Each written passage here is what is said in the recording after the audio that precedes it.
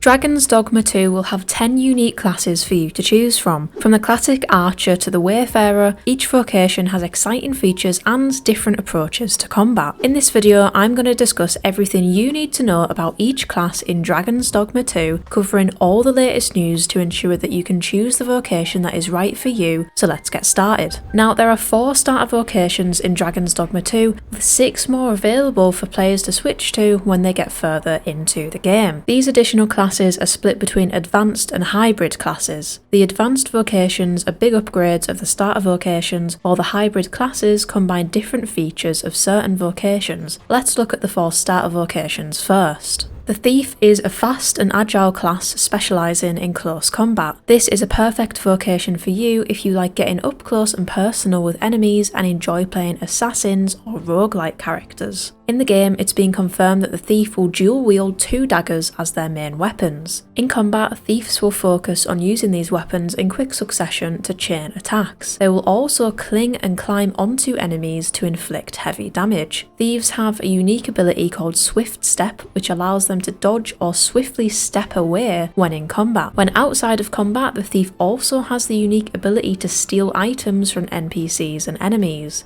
The Thief is kind of vulnerable to fight in larger groups, but the Thief's ability to deal heavy damage when clinging onto enemies makes them perfect against bosses and larger monsters. The monster fights look crazy in this game, even comparable to the likes of Elden Ring, and it would be great to play as a Thief when fighting some of the huge monsters like Telos. Overall, the Thief is a great choice if you like mobility and close combat. Next up is the Archer. It's no surprise that this class focuses on long-range attacks using the bow and arrow. Capcom have commented that this class is great for supporting the front line. Archers will be dealing physical range damage while pawns fight in front of you. If enemies get too close, this vocation also has great mobility, which you can use to create some distance between you and your foes. This class is especially effective against enemies that are tall or enemies that can fly. When ranking up the Archer, players will also be able to increase their rate of fire and have the ability to fire multiple arrows at enemies. This is a great class if you like ranged combat and would prefer to not use melee weapons but still value agility. Now, the spell casting and magic in Dragon's Dogma 2 looks amazing. If you prefer casting spells and enjoy support characters, then the Mage is for you. The Mage will be your premier support class, casting many different spells when in combat. Mage can launch their own magic attacks, but also enchant your party members' weapons to improve their damage. They can also cast healing spells, which is a crucial part of any RPG game. You definitely want to make sure you have one of these in your party, as only characters with a staff can cast healing spells. It's worth mentioning here that your pawns can be any of these starter vocations, so you can have a mage with you even if you don't want to play as one. Pawns can also play as the advanced warrior and sorcerer, but more on them later in the video.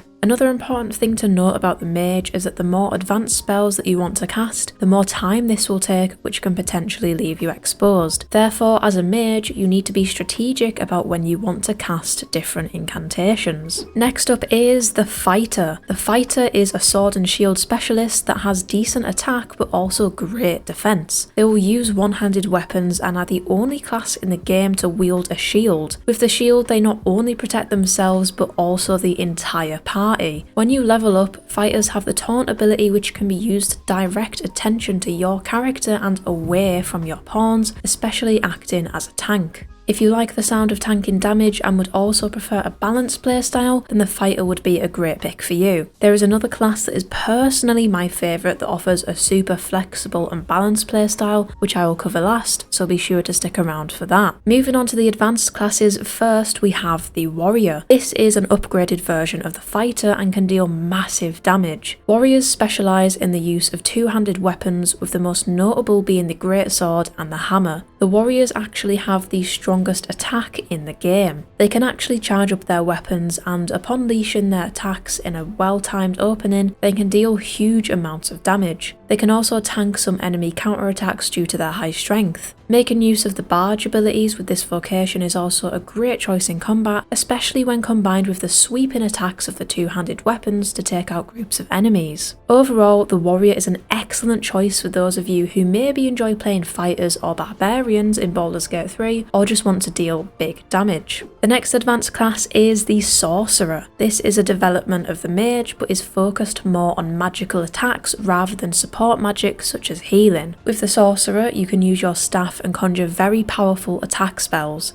On the Dragon's Dogma 2 website, the team have stated that this ability can change the tide of battle at any given opportunity. However, the downside is that these spells take longer to cast. To overcome this though, you can use sync casting. Here, if you have a party member with the same spell, you can actually cast it together to shorten the casting time. This seems like a really exciting feature. It will be pretty cool to work together with members of your party to cast a massive fire incantation to rain down burning hell on a monster. If this sounds like your kind of playstyle, then the Sorcerer is definitely for you. Next, let's move on to the hybrid vocations. These are exclusive to the main character and can only be unlocked by meeting specific requirements over the course of the game. One method of unlocking these hybrid vocations is to befriend a vocation maester to the point where you can access their vocation. For example, players can unlock the Mystic Spearhand vocation by befriending Sigurd, who is the maester for this class. Sigurd seems like a very cool character and is described as being obsessed with the extermination of dragonkind, wandering the world in pursuit of the dragons. The Mystic Spearhand combines both melee and magic, allowing you to harness both close range and long range attacks. If you go for this class, you'll be using the duo spear weapon, which is unique to this vocation. The Mystic Spearhand will be able to use the duo spear and their magic to paralyze enemies or hurl multiple objects at them. This vocation will be perfect for you if you want to use both magic and melee and want plenty of action. The next hybrid vocation is the Magick Archer. This was actually in the first game, so it's cool to see it making a return. The Magick Archer blends elements of the Mage and the Archer using a magic bow which does not consume arrows. Of course, it's great for long range, but the Magick Archer is also good for support as it has the ability to heal its allies. It also has a unique wide area attack that does devastating damage over a big area. This is a solid choice if you like magical ranged attacks. Now, this next vocation has got to be one of the coolest in the whole game. The Trickster is a class that can conjure illusions through the smoke created by its unique weapon, the Censer. Tricksters can use illusions to deceive enemies into fighting against other enemies. They also have the ability to temporarily increase the power of pawns beyond their limits. The Trickster looks like a very powerful class, able to cast drakes to knock flying enemies out of the sky and manipulate the environment.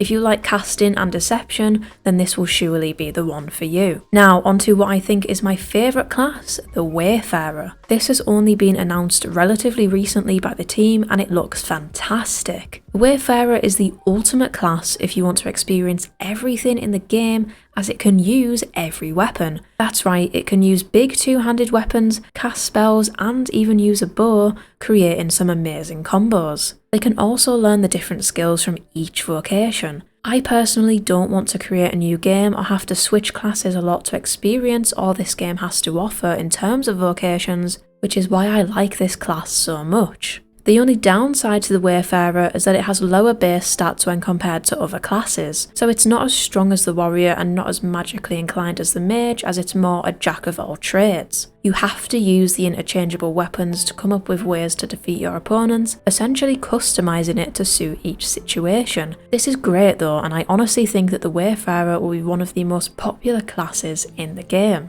Overall, I think there's a great variety of vocations to choose from in Dragon's Dogma 2, and who knows, there may even be a hidden one in the game that we don't know about. What vocation are you going to pick for your playthrough? I'd love to know your thoughts, so let me know in the comments down below. Please don't forget to give the video a like if you found this useful, and subscribe to the channel for more RPG gaming news. As always, thank you so much for watching, see you next time.